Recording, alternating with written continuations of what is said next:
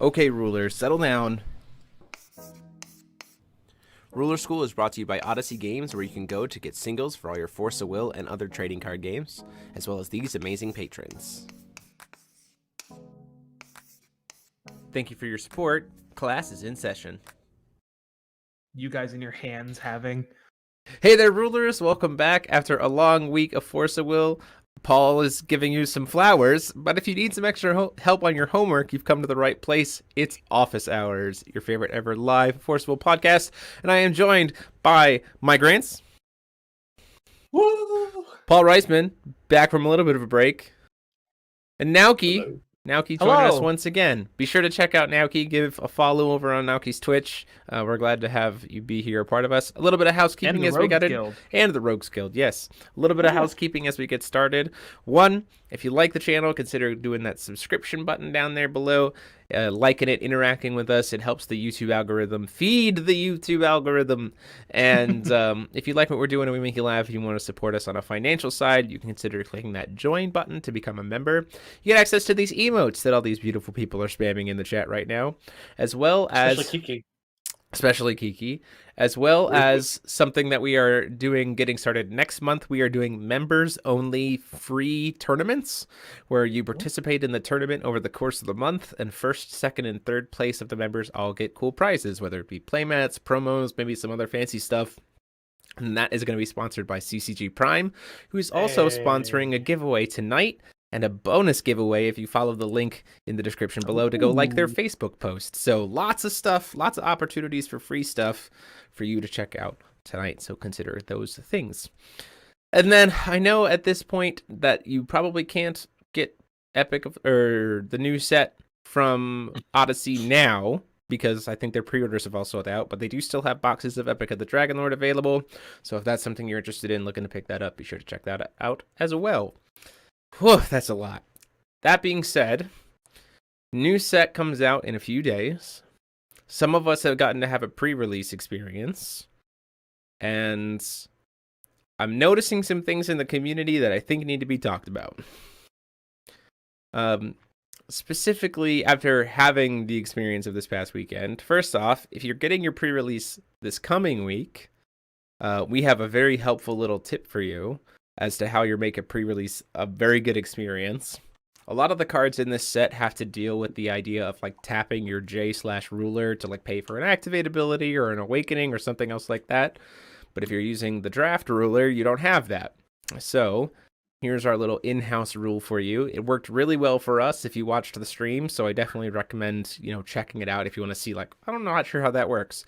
But everybody got an item, not a J ruler, not an entity. It was something like in the item zone that could be used to replace paying the cost to tap for an activate ability or an awakening. It didn't count as a J ruler, so things that said when a J/ruler recovers do this doesn't count for that.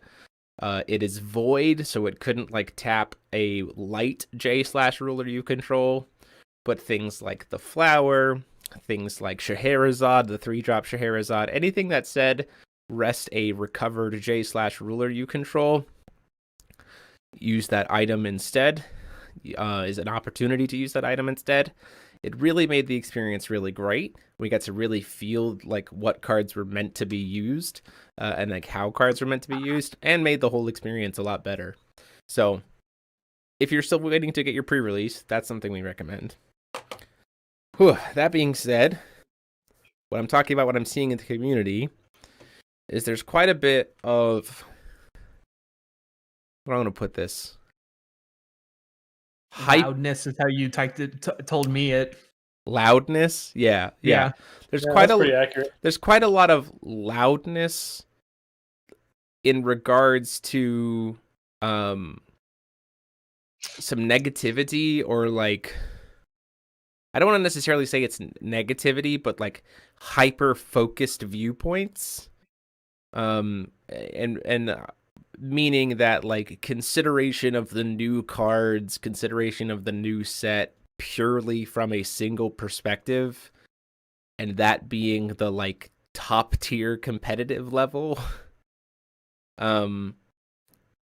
And I think it's something that needs to be discussed because while that kind of conversation is fine, there's nothing inherently wrong with it. What I've noticed over the span of the past week is it's started spilling over into conversations about the game as a whole. And so that's the idea of tonight, of like, what makes a game? We're talking about talking. And so, I kind of want to open the floor to you guys first about your thoughts on how to approach looking at a new set of cards, how to approach looking at talking about a new set, or how a new set's being implemented, and how you see the way you approach a set possibly having influence on your own perspective, as well as potentially the impact that can have on other people that you talk to or that you're seeing. So I, being the competitive team representative here, sure, kind of. So there is actually definitely there's two sides to every TCG. So I think the competitive nature conversation is important to be out there, but I feel like with our small community, it's really drowning out the people play this game for fun. And when they go online and they go, man, I really want to build Singleton Grubalesta because I think that looks fun. And then they get told, oh, no, you're just playing the top tier. So it kind of dampens their fun. But I think it is important to talk about some of the competitive aspects because, sure. Yeah, having 3 stones on turn 2 is pretty good. We're talking about Grubalesta, people. Let's not beat around the bush anymore. So I mean, yeah, having 3 stones on turn 2 is very good. We were kind of talking before the pre-roll is that is yet to be proven to be meta defining as of yet. It could be. We don't know because there hasn't been an event yet. But I think it is kind of disheartening to see in a very casual Discord, kind of like Ruler School, where it's all people really seem to be talking about when it comes to deck construction, instead of, oh man, I want to build new things like Fairy Tale Tribal in New Frontiers. Like, what's that look like? And it's just kind of been drowning out any kind of that discussion. Yeah, I second your position of having the conversation about the competitive side is good. That's a good thing to have. That's how players get better. Yeah. Testing is a testing thing for a reason. But people need to realize that there are 2 sides to every game. I think there's 8 sides to every game. Especially simplifying it. In the span of Force of Will, it's and we've tried to be proactive about it in the Ruler School Discord of this is the area to go to talk competitive. But I want to speak to your point real quick about the meta. We're not quite sure if it's meta defining. The meta doesn't exist yet. The set's not out. Right, exactly. And sometimes some of the language that I'm hearing, and it's not just in the Ruler School Discord, and it's not one specific person. It's the global page and everything. Yeah, it's oh, the meta's been solved. Set hasn't even been released yet. And so that to me, seeing that language shift to oh, we've solved the format already before the set's even out is kind of what made me want to bring this topic up. So just to kind of lay a foundation for there. So I'm interested to hear what Mike and Paul's definitely more of the casual builds for the channel perspective. I'd be interested to hear what you guys bring to the table about this. Yeah, for sure. Paul, do you want to go first, or? Yeah, I can go first. Yeah. I do want to hear the casual player side of things. I mean, I sort of settle myself between the casual and competitive level, just because I do really value the competitive community in the sense that they are able to identify the best decks and the best combos of cards and sort of how to play the game. So you're playing the game better if you look toward the competitive side and you're able to sort of master the game. The casual in me though really does enjoy sort of the breadth of the game.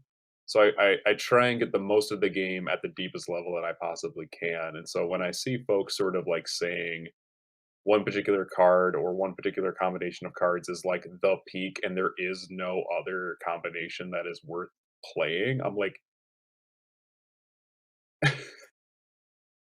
part of me wants to believe them because maybe they put in that work and they figured that out. But the other part of me is where's your data? Like, if that data exists, you're keeping it to yourself and you're not benefiting the community by putting it out there, right? And so I wonder, do we need an event to make this possible, or are people are just going to share their test results based on what they've been doing? And um, as a casual, I'm just like, if this has a good win rate, I'll try it.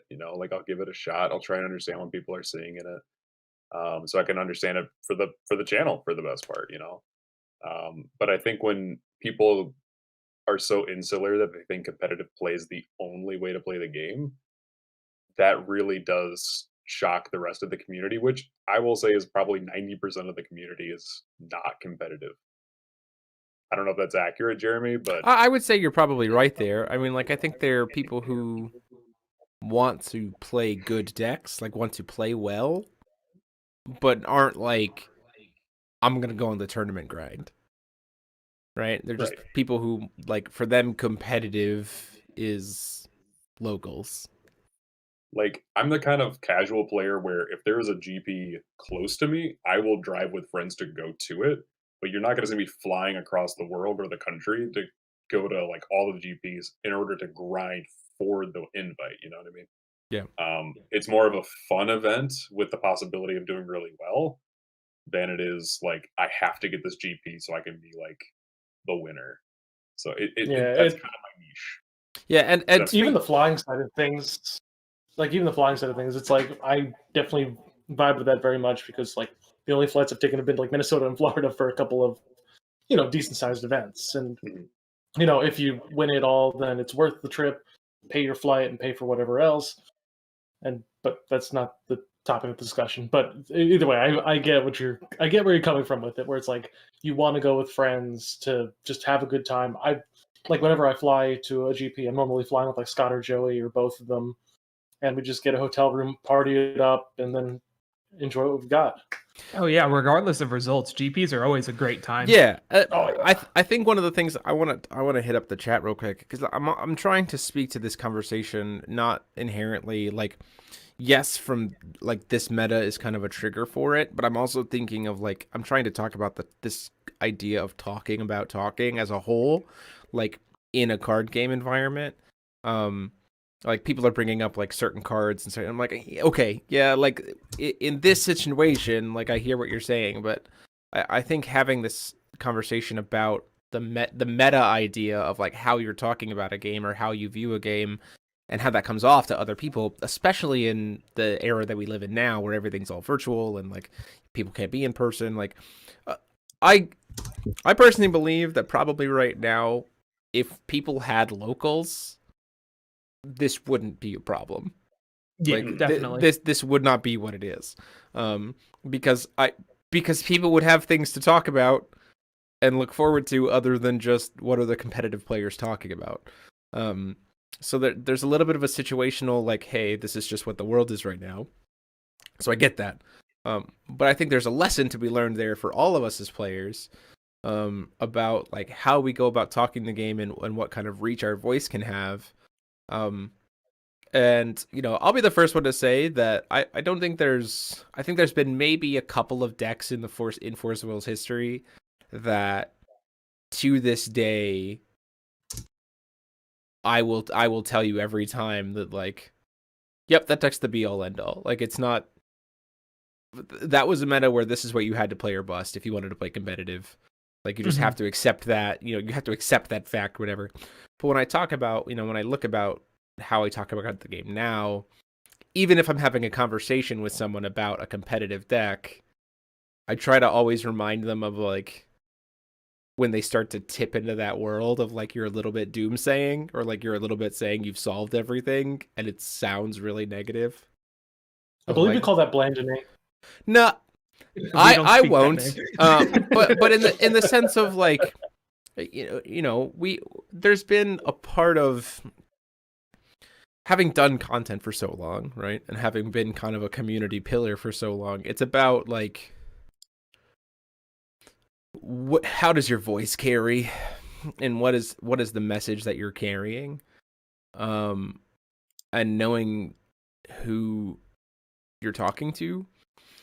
So I think now if we talk about the United States as a whole, we've talked about this before. People just enjoy playing what they want to play. Which is red. Yes, not always red, but also like people just like playing cards. Jeremy. And so when you inject into that environment, even with the best intentions, if you inject into that environment a mindset that is counterintuitive to that, or like puts a damper on it or belittles it, even unintentionally, as like devaluing it, it can have a negative opinion. Like a casual player who wants to just have enjoyment being told the meta is Gruus Ballista Almerius and nothing else. You're talking about it from a competitive perspective, competitive mindset, which, yeah, my brain stopped for a second. You're talking about it from a competitive mindset, which may or may not turn out to be true, but to the casual player, you've just told them that they can't look at anything else. Yeah, like that $70 Oberzuki they just ordered is worthless. Right. And like that might not be your intention, because in your mind, your focus of your game plan is like you enjoy the competitive side. Like that's where your drive is, that's where you want to be, kind of like Paul was talking about, right? So there's nothing inherently wrong with like wanting to talk about things on the competitive level. But when someone else's passion and drive for the game doesn't line up with that, it can have a negative impact. And so that's why I think being clear and upfront about like what you're talking about, or being more considerate about how other people might be approaching the game or what they're interested in about the game is important. Like this set, sort of like to speak to that, this set, first off, not out yet. Second off, we don't know what the meta is solved or not. Third, there's still some rulings we're waiting to hear on, so all of your testing could be completely invalid based on some of the rulings that we get. Great, let's cut off the bat. Fourth things fourth, this set is amazing for every format. Like, and for every player too. Like we're playing Conqueror during Foul Wednesday this week. Paul's building Shayla. Like, Paul is going to have new cards to put into a Shayla deck. Like a mermaid? I built a blue, white, green, Grim Fairy Tale tribal. Like, I'm not there, but I'm working on Spirit Tribal with old cards. Right, like this, and so like when we're talking about how we talk about a set, if you talk about a set purely from a competitive standpoint, like I can see why some of the hyper competitive players might be getting upset about this set. The rest of us who see the game from a look at all this fun stuff I get to play with, this set is amazing. Like slam dunk.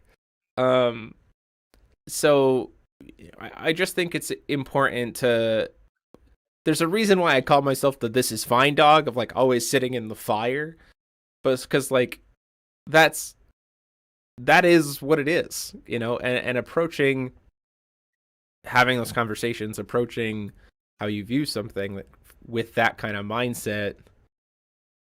I think I just want to see more of it, especially from the competitive players, just being more mindful that they are the minority of players, and like they're a minority of a minority, right? Even US competitive players 90% of the time aren't like, what is peak optimization?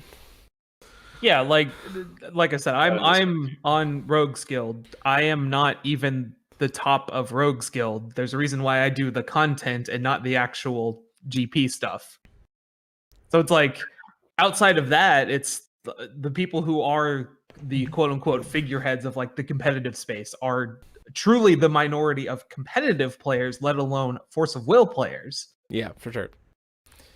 I'm going to go back through the chat real quick and find a couple things while I hear Mike's perspective, because Mike is the guy who's gone competitive for the competitive, gone competitive for the memes, done the content side, and also helped now is in kind of helping manage a Wanderer Eternal format. So I'm really interested to hear his perspective about this.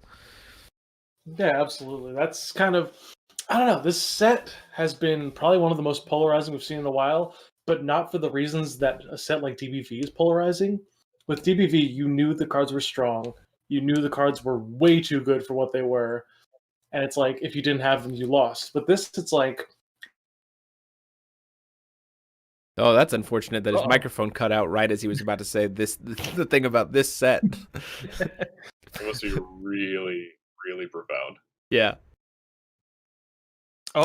He's still out. He's working on it. To go through we'll leave him in suspense. To go through some chat pieces here.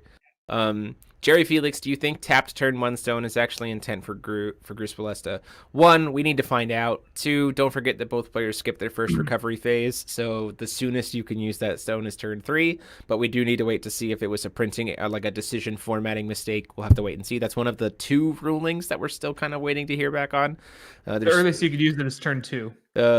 Yes, correct. Sorry. Yeah. There's 3 rulings that we're currently waiting to hear back on. 1 is a deck construction rule. 2 is the Gruus Ballista thing, and 3 is if the new moon edition can hit will abilities. The deck construction rule that we're waiting to hear back on is if I'm playing a 41 card main deck and a non-tag ruler for game 1. Going into game 2, can I take out 1 card from my main deck and my ruler, and put in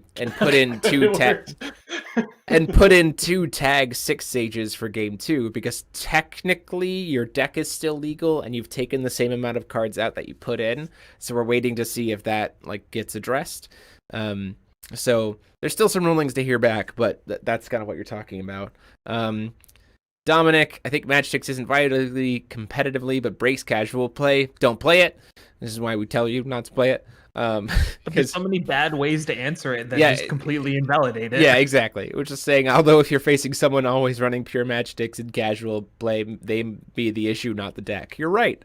Matt Seymour is going to be our good. He's talking about how he's already shifted ahead to cluster format because they're in Canada. So he's going to be nice to be able to give us that feedback as they play events. Cluster right now is full on shake it up old school Force of Will, which is the vibe that I'm getting from this set for sure. For sure. Talking about a potential new circuit series. I actually spoke with Vite Ramen earlier this week about there might be some other stuff in the works as well. I have been talking with Vite Ramen about how they have it's on the back burner right now, but they do intend to bring back the circuit. Yes. COVID hit them a little bit harder than anticipated, so it put some of their side projects on hold. What? You mean a company got hit hard? Yeah, crazy. They actually are sending me some of their new flavors of ramen for Paul and I to have live during a Foul Wednesday, so that'll be exciting. What? Yeah. That's what? You're just not. Yeah, I need a dry erase board. I don't. We can hear you, Mike. You're good. I know.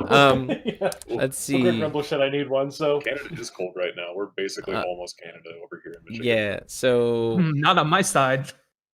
We had 60 degrees today. Is Gru? If errata, is Gru still insane? Probably not. Kiki's in every deck. You're not wrong. I mean, Cheshire Cat was played all over the when it was standard. Yeah, it's for sure. Okay, cool. So, Mike, you were talking about this set being polarizing. You were talking about this set being polarizing, but not in the way we expected. And that DBV was just like, you'd have these cards or you'd lose. This set is polarizing because the evaluations people have on these cards is wildly different from my experience, and that's the coolest shit to me, except for Welser, who is still just broken. But we're not going to talk about that. Anyway, we're going to talk about the Golem, because the Golem has been the one that Ryan Miles and Brandon Fremont both said is insane and ridiculous. And I'm like, this card seems very good. This card seems like a 1-mana final battle for a 2020. Cool. Go to Joey from Deepwood, and he's like, I think this card's way too slow. And I'm like, all right, cool, that's valid. I think you might be a little wrong. And he's like, I don't think I'm wrong. So put it at number 5 on our top 10 list, which is coming out later this week once I edit it. But it's just like a card like that. And you talk to Jeremy, who goes, this card gets in New Frontiers, like who sees the perspective of like, yeah, I can see how it's good for playing it removal, for playing, but for playing it early. Well, but here's the Don't thing. worry about it. No, but my position with like a card like Golem is, for me, it's looking like how much value can you get out of the card, and the earlier you play it, the worse value you get off of it, and it's just as easy to remove early game as it is late game. You're assuming that this game is a value game, Jeremy. Come now. It's a board wipe. It's literally a board wipe. Don't you value board wipes by how much value you get off the board wipe? Like, I we played the Red wipes, Spirit to board wipe, easy. In their wake. But so I agree with you on that idea of like this set is very polarizing. But I also think that the way that this set is polarizing has been good. Like I also think that a lot of say more about that. I feel like a lot of issues with the set have been the fact that the way that they interact with like Alice cluster cards, Alice Origin cluster cards, sorry. That's the real problem.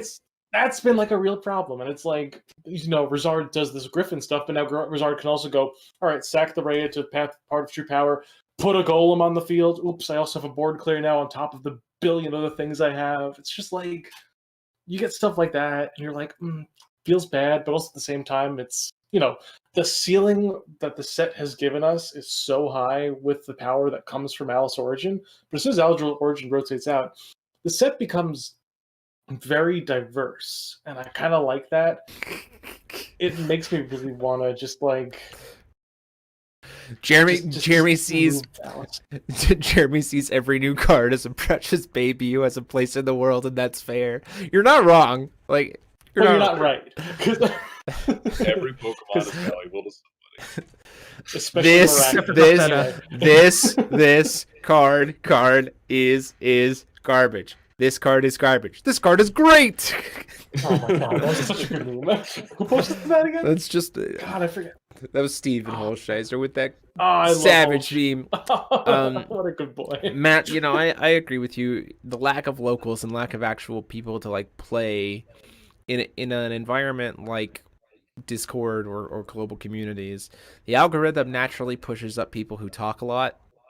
Or who get a lot of reactions, which is the people who tend to be more competitive because they're the ones who are most likely like starting conversations. I also want to point something out. Not everybody who's been very vocal about their opinions has had a GP top in the past like year and a half. So don't listen to people that are the loudest voices who try to be competitive.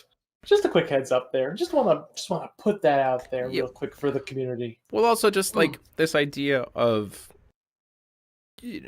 as we talk about, it's super important to mind your audience or mind your intent when you initiate a conversation, talking. It's also important to kind of talk about listening, of like taking into consideration the perspective of like why that person is bringing it up or like what avenue they're talking about it in, and saying, okay, is that relevant to what I want?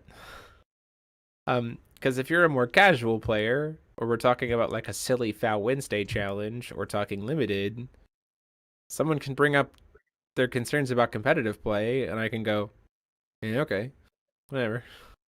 Doesn't apply to me. And I think that's also, an important lesson to take away from what's been going on in the past week, is that I've seen very much quick to internalize things that people have been bringing up about the new cards without considering whether or not what people are saying actually applies to how you want to approach the game. Yeah, there's a lot of, this person does really well at events, so they must know exactly how this works, and then Which is a lie, because I topped an event, and my opinion is garbage. Yeah, so Welser's actually not a problem. Yeah, great. Problem solved. Hold up. I'm going to say that. But yeah, so like there seems to be a lot of people who put too much importance on things they read on the Facebook group without actually going like, do I actually agree with that? Well, let me test with my play group. If you have a play group you can play with online, and see if that actually checks out. But a lot of people just go, they're right, throw it out. Or like, are they playing the same way that I'm playing? Yeah. Like, Are they playing about a format or with an approach to the game that even reflects how I want to approach the game? When I first got Paul to finally commit to playing Force of Will after getting him to play it on the side a little bit, like we played casually. Like that was how we played, right? So if you're a casual person who's just getting into the game and you just want to have a fun game to play with friends and maybe go to a couple of events, or like all you really care about is locals and that's as far as you want to go because that's just your card game experience. Especially if you're in the United States, guess what? Hyper competitive don't mean shit. Like, it just, pardon my language, but the hyper competitive perspective literally means nothing to you because no local, unless your local is entirely people who are hyper competitive. Hint, I have yet to find a local that's like that. Unless you were at the local that was Ryan Miles, Aaron Miles, and that gang at the peak of their competitive game, none of the local you have is like that. Delaware locals was brutal. Yeah. Yeah. Mike's experienced that locals. I've experienced that locals. The Atlanta very one hard. was pretty rough sometimes because we had Holsheiser, we had Jake who took second with Kirik at Orlando. I haven't topped when I was there. Sleeper, let me tell you. Sleeper pick. Sleeper pick. So, it's important to, I think, always be reflecting on the nature of conversations you're starting, the nature of how you're interpreting things that people are bringing up, and how it's impacting your opinion about the game. Because I see a lot of conversations happening about the format, and it's spilling over into people's conversations about the game. Does that make sense? Yeah, I've been seeing a lot more outsiders.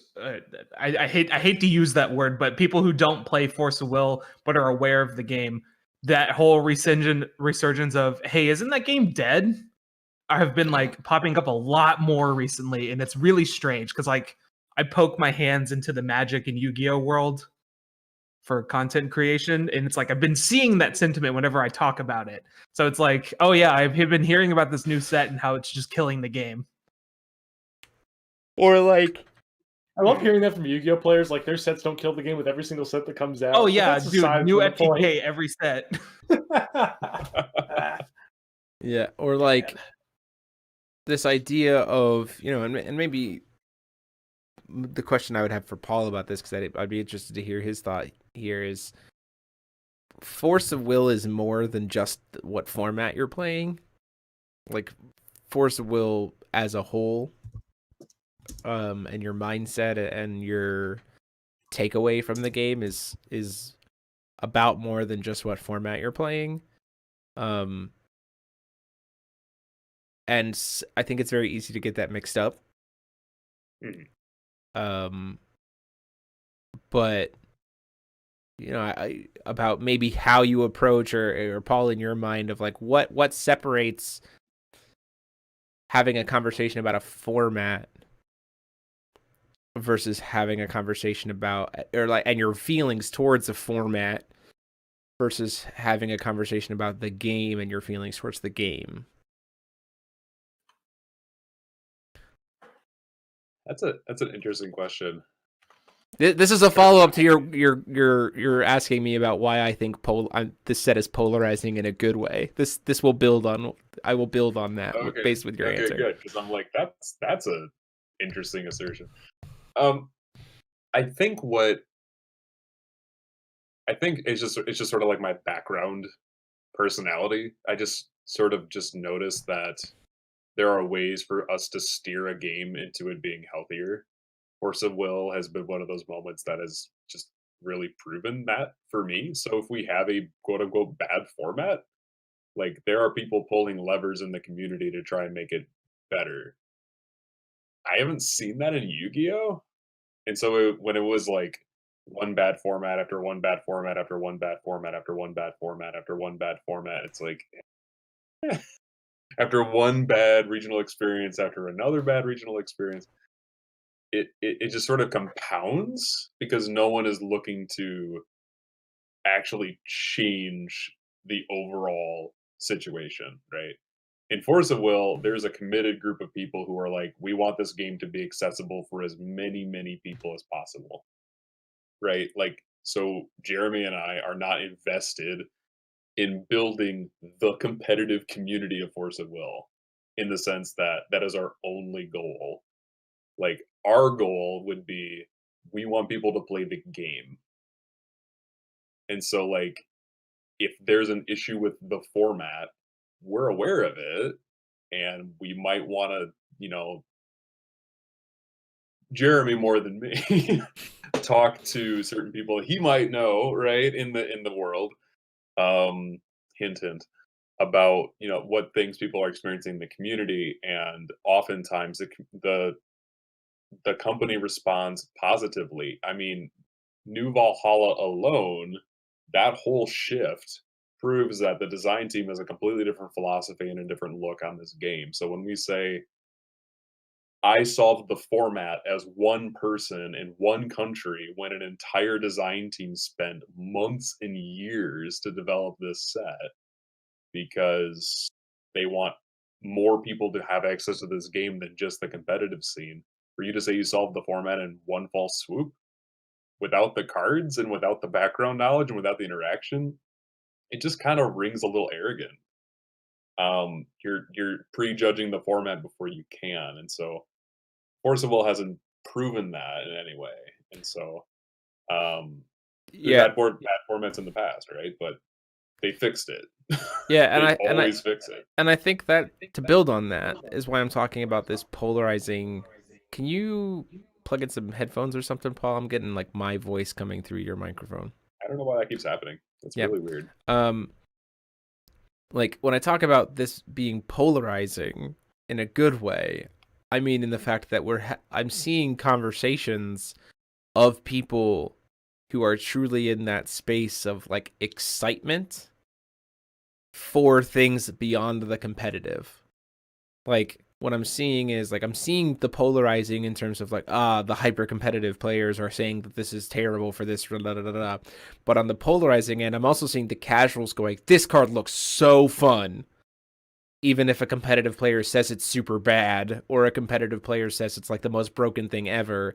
The opposite voice there is the casual player going, I can't wait to play this in a casual way. Because, you know, you look at a card like, I'll take DBV for example, right? You look at a card like, I'll say Perfect Loki. I'm just picking a card here, right? The casual Perfect Loki player might have their focus very much more on making a cool Perfect Loki Judgment deck. Whereas the competitive player is like, what's every single possible way that I can cheat out Perfect Loki at the most optimum time? Right? They are both looking at the same card, but they are viewing that same card in such a different way. DBV had something going against it in the fact that one card had too much power by itself. Like, dude did too many things, right? One card, 8 effects to that extent. This new set has a lot of potential for that kind of differentiative card analysis and polarizing like approach to a card without being one card, 9 things. Right? And so that to me is why I talk about like the polarizing discussion, not from like, well, Mike's just gone. Not from the perspective of like bad to good, but in the perspective of like hyper competitive to casual. And like sometime. Like that kind of conversation, as long as they can respect each other, is great. Right? It's when those two sides start to try to like one up each other or value each other differently as being like more or less relevant, then that's when we start to have it seep into negativity about people's opinion about the game, which is what we need, I think, is what people need to try to avoid. Golem is a great example, right? Like, one, even in this course of this podcast, we've all had differences of opinion about Golem. Two, Paul and I both cracked a Golem during pre-release last week. I didn't kill anyone with it once all day. Like, it always got answered. Paul, I think, played 3 rounds with it and maybe killed someone with it once. And the other game in the limited format, it literally got locked down and never got to swing. So in a limited environment, that it looks like a limited bomb, and it sure as heck is. But also at the same time, like, once you actually get into the environment, you can say, oh, wait, maybe it's not the be-all, end-all. But also at the same time, like, there's really only one thing to do with a golem. It's blow up a board. It's not, hi, I'm Athenia. I'm going to recover 3 stones. I'm going to mill your graveyard. I'm going to recycle my deck. I'm going to do all these other things. And there's nothing you can do about it. Golem is big dude make board go by. That's what Golem is. It's a Johnny card. Yeah. But it's also it's a Spike Johnny card. So, I think in the grand... You mean Timmy or Johnny? No, it's a Johnny card. I know it's a big card, but Yes. No, I'm Paul, I'm seeing your comment in the chat here of to touch on Paul's statement,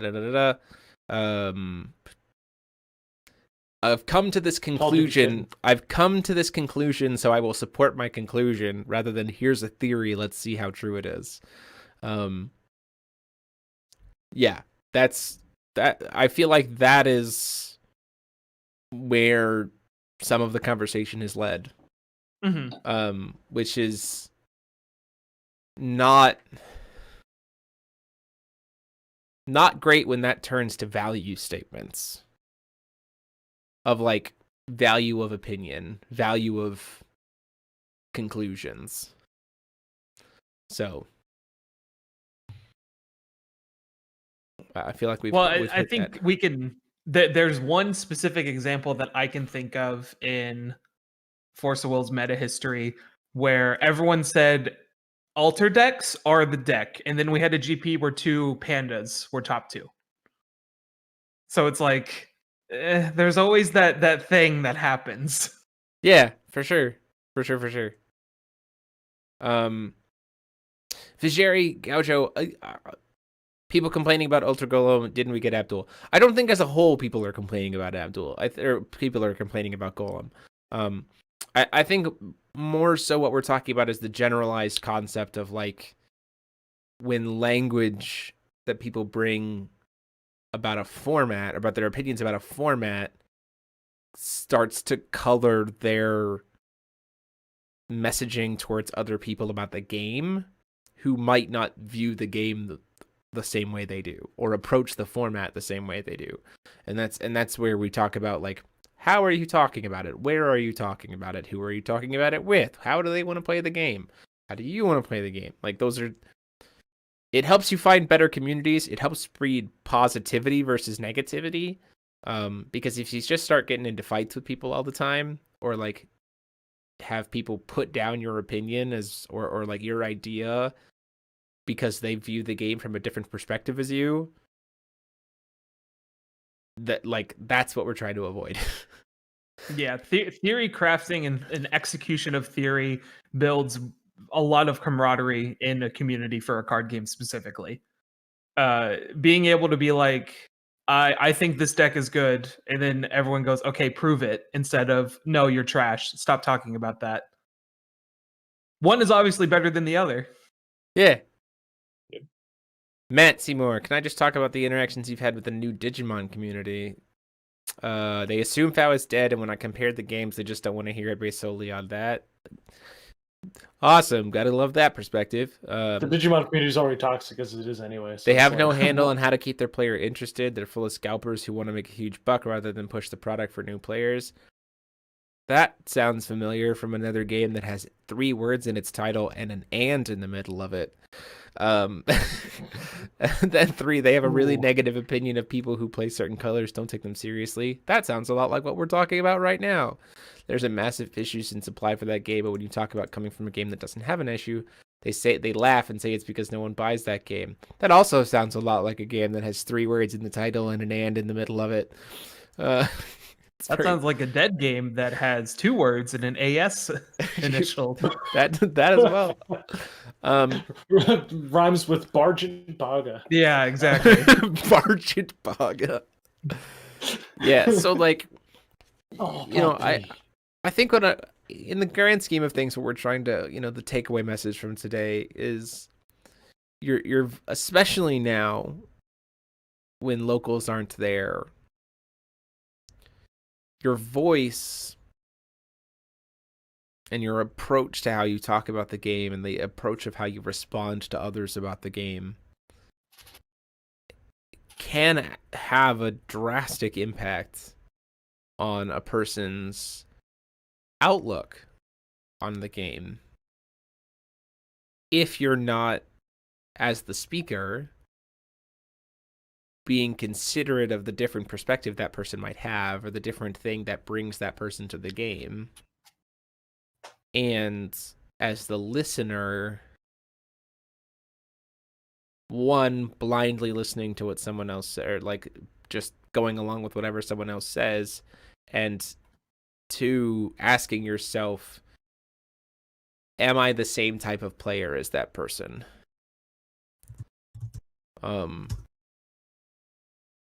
I think a big thing is the assertions that are made in a lot of these kinds of statements they don't have public data to go off of. Yeah, like Paul was saying. And I think that's the biggest difference right now is that there are no GPs for the time being. All we have is the webcam tournament, which didn't have this set in it. Yeah. So it's like, is your testing? Can we watch your testing? No. Okay. Well, I guess I'll have to try it myself. And then, unfortunately, as the listeners, like Jeremy's talking about, they either don't or can't try it out for themselves. Right. God, my deck is so good on gold fishing. Look at me go. Yeah. Yep. Wow. You beat yourself. Congratulations. Crazy how that works. I love your dog's little bow tie. It's adorable. So good. Oh, So yeah, I just baby. be smart, be considerate, recognize safe. recognize that every human being on the planet doesn't share your interests in exactly the same way you do, and also gets different things out of things that you share. Like people like. How dare you say that, Jeremy? I see that differently. One of these days, Mike. One of these days. But I think that's the biggest thing is like people get into card games, people get into formats, people get into approaches to hobbies for different reasons. People get into characters. My girlfriend only plays this game because Gil Lapis exists. Yeah. So that's a valid opinion. That's a valid opinion. And so I think even we've talked about this before. Force of Will is a tier 2 game. Not from a perspective of that we're bad. It's just like that's where we've fallen in the world of card games. And so there's almost a little bit of every single member of the community. Like we're not big enough to be completely and utterly self-sustaining regardless of what happens. Cough, cough, Magic. Cough, cough, Yu-Gi-Oh. Cough, cough, look at all the Pokemon scalpers right now. So there's almost a little bit of like when you get into this game, inherently, you kind of have an obligation. I don't want to say obligation or responsibility because that includes that you're like being forced to do something that maybe you don't. But like you're being forced to will to do something. Your voice carries more than maybe you think it does in those other games. So just be considerate of that. And do your part.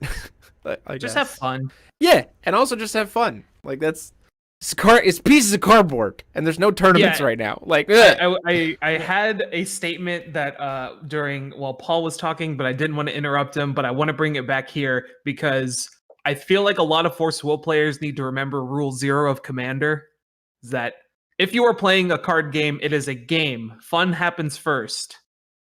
Remember. Yes, for sure. Yep. And that's why you don't play Matchstick. But what if it's my truth? Your truth is a lie. Regardless, we're getting into the point at the night where I get to start giving away things. So doing some kind of closeout things. I agree with you. Also, Vizeri, I agree with you. I think Magic Stone War is an absolute home run. This set is a gas. 100%. I had so much fun this weekend playing Sealed. Like, it was so... I think in the Sealed and the draft that we did, I played 2 completely different decks, and I had a blast with both of them. Like, it was great.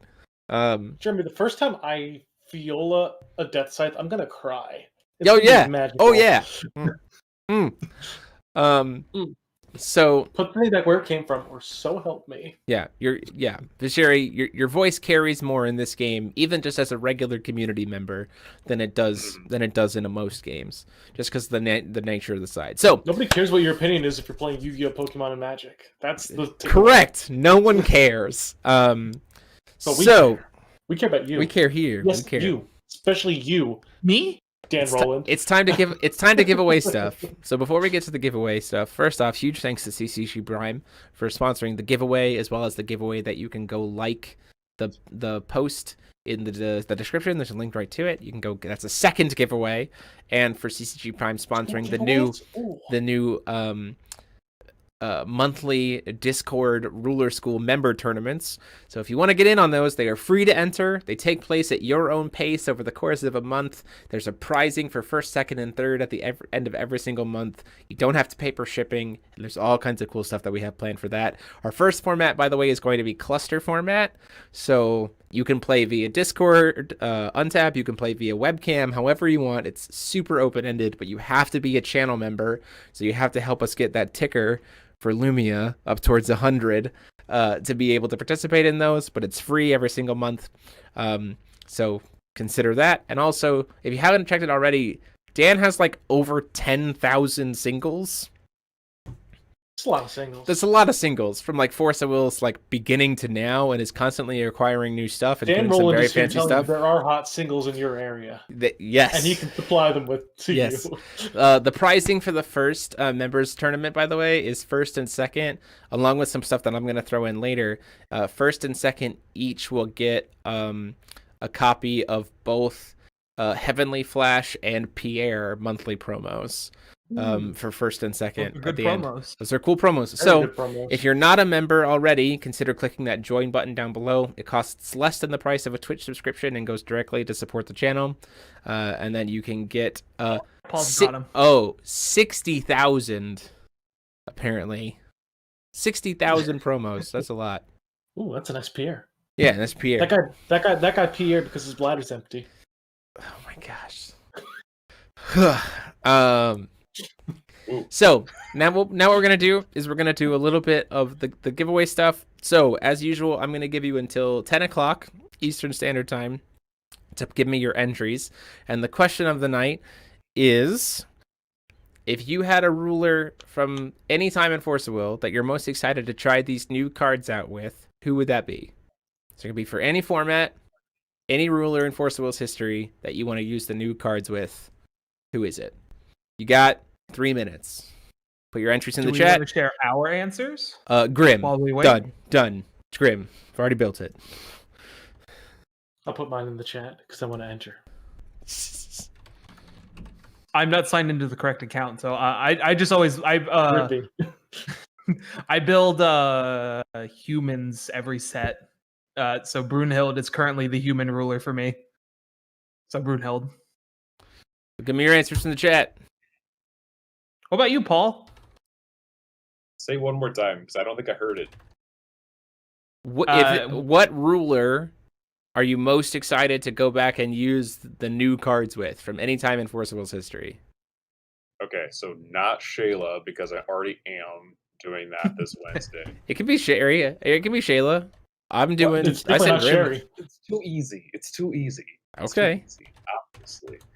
I would probably say I just got a 0 from Lapis Cluster. So I'm really, really interested to use her alongside things like, Faria's Road. There's some other like really good stuff that we got from, like we got the Dragon Boy. The Dragon Boy is really good in this set. So just fetching your something initials and interesting. stuff like that, your stun stuff. Here's something interesting. I don't New rulers with old cards to support them. I want to use some of those resonance triggers with Cruz Ballesta. Yes. Yeah, I was thinking the same thing. I want to play that Abdul, and I want to make my opponent discard a whole bunch of cards.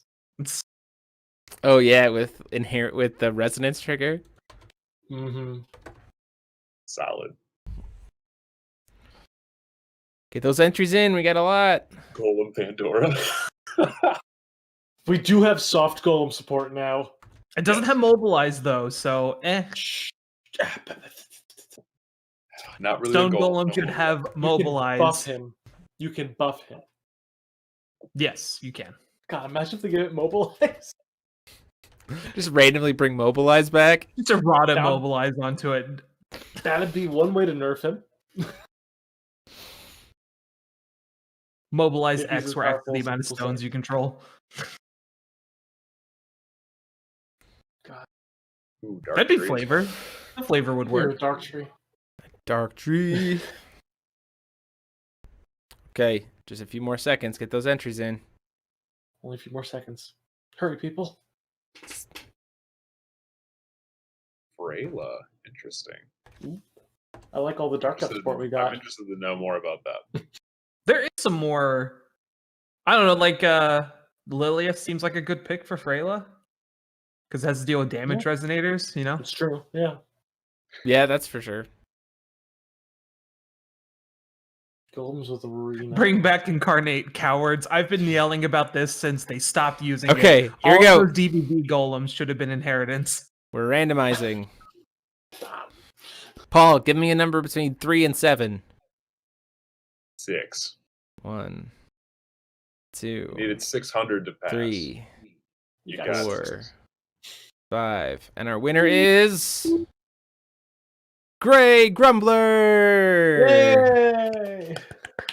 Yay. Gray Grumbler, go ahead and send an email to rulerschoolcontent@gmail.com with your name and address and your YouTube name, and we will get those promos. You're actually getting a playset of, I think it's either the box topper or the buy a box promo from this set, courtesy of CCG Prime. So Ooh, thank you very Cthulhu's. much. Yeah, Cthulhu's. That's a good one. So there you go. And then so that'll be it for us for tonight. Again, as people are spamming emotes in the chat here, if you are not a member, I've seen a lot of people who aren't members, but if you're interested in being able to get access to these awesome emotes, other perks as well, and being a part of our monthly Discord tournaments, you can click that join button down below. Even if you don't click the join button and you're not a member of our Discord, feel free to click the link to the Ruler School Discord. We'd be happy to have you join us and be part of our wonderful conversations, taking into consideration all the things we've talked about tonight, about how you talk about talking. With that, though, I have been DMO73, and I have been joined by Mike Rance. Hi, that's me. Hello, bye. Paul Reisman. Class dismissed. Not... and Nauki. Here to provide that virtual learning experience. Yep. And until next time, class dismissed. Have a good night, everybody. Bye-bye.